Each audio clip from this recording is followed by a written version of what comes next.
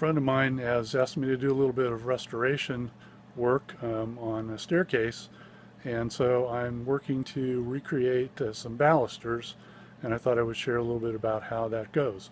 Hopefully this will all work out and it will look just like they did when they put them in 106 years ago. So here we go. I've created this little table to work as my duplicator, and I've put the baluster in between centers. You'll notice it's got the beaded edges and these fluted 8-sided columns all the way down to, actually it's a dovetailed fitting that goes into the floor or the stair where it mounts. So I'm going to try and recreate all of that with a little bit of luck. It ought to work out. I made a couple tools to help me out. One is this setup that I've got that will help me to get the profile of the baluster. You can see that the pin goes right along the center edge, and then this touches the paper, a pencil down here, and as long as I am able to keep this straight and follow along the profile, you can see that it will duplicate the profile of the baluster. After some time on the bandsaw and a little bit of filing, I've got a profile I think that matches pretty well. And so the next thing to do is to put this in place using the screw holes that I set up to register everything. The other piece I made is a cutting tool. I'll use it to follow along the pattern that I've done. You can see that that this is a piece from a Harbor Freight metal cutting lathe. You can buy them at Harbor Freight for a couple bucks. They have carbide tips on them. I ground the profile that I wanted on the lathe.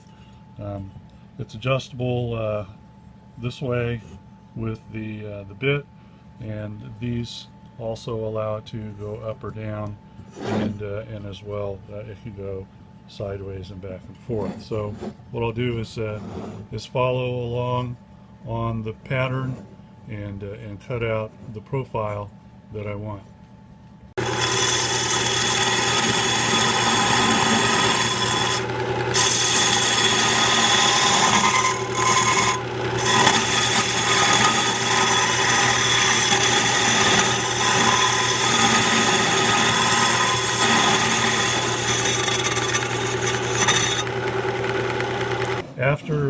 After I did all that and followed along, this is my prototype that I came up with, and this is just made out of pine.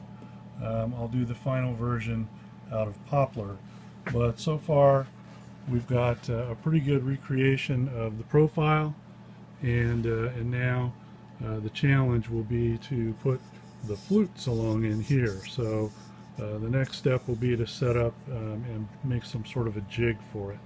Okay, so the first thing I needed to do was to figure out some way to match the curve on this. So I took an old edger blade, sharpened it to the profile that matches the baluster, and put it in this block here. It has a little adjustability so that I can move this up and down, and as you can see, the profile there matches the profile of this flute. So when I turned these pieces on both ends, I put in a 2-inch diameter kind of a bearing on both ends, and that's what I'll use to help register the cutting of the flutes that I'll be doing in a minute. Okay, this is part of the jig that I made. It's just a long box, and you can see that it has these round parts that will hold the spindle in for registration.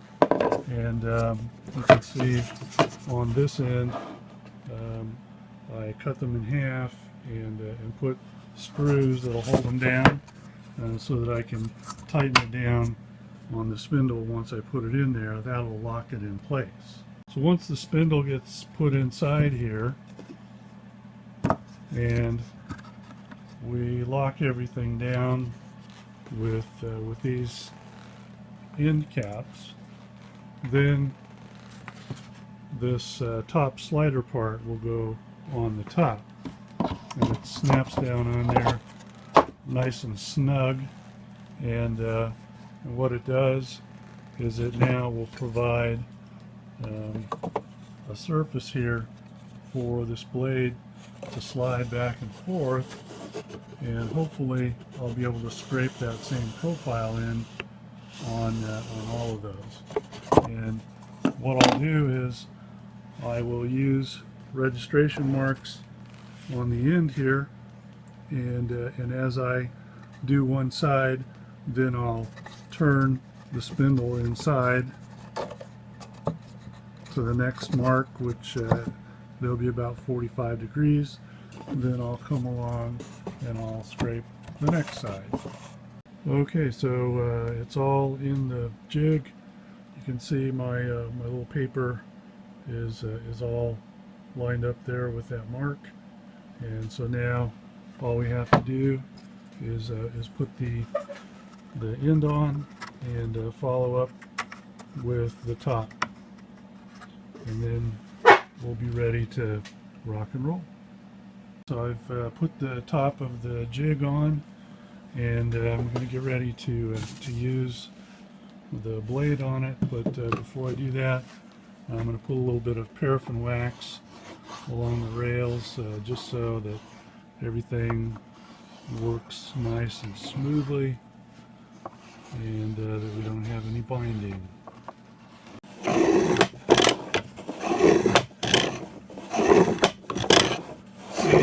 After a few passes, we're starting to get a groove in there.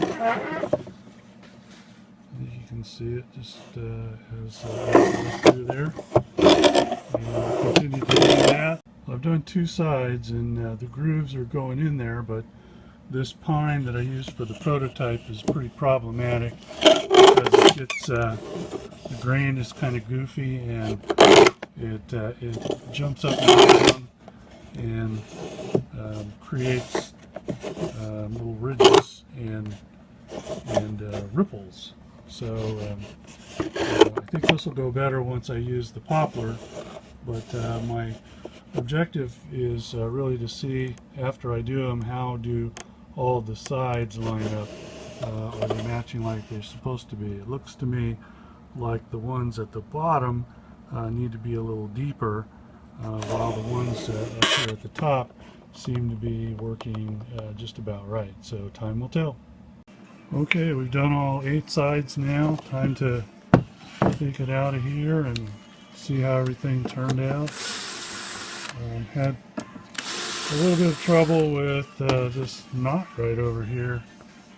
I couldn't scrape it with that, so had to use my chisel, and got everything out of there like that. So you can see, looks like we got nice 8-sided spindle. Looks pretty close to the original, which we're trying to copy. This is the one we're trying to do. This one was a longer spindle, so the shorter one is the size that we're having to replace. So I think we're pretty close. Now the challenge will be figuring out how to make this dovetail arrangement here work. Never done that before, so we'll see. Okay, we're back trying to figure out how to make this dovetail feature fit on the baluster. Made a little prototype of the stair tread so that I know that my measurements are right. Took calculations and Made a little jig that will help me to keep everything lined up. You can see that I'll go with the 4 quadrants, make my cuts, turn it, and this little piece holds it.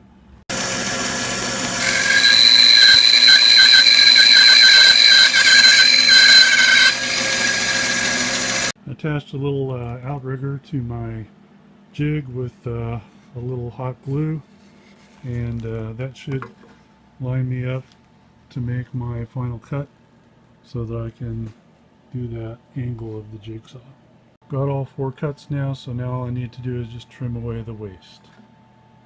Okay, so here's our moment of truth to see if it fits into our template for the floor, and looks like we have a fit. So that's the hard part of that baluster, and next step will be to go ahead and make the real one. Okay, here we are. Everything is completed. We got the dovetail set up just right. The spindle that I had to recreate, made a little top on it as well, and for the ones that were just damaged, made spindle tops for each one of those. And so now it'll be just going back to the house and making sure that that everything fits, and we're good to go. Not too bad. Turned out good.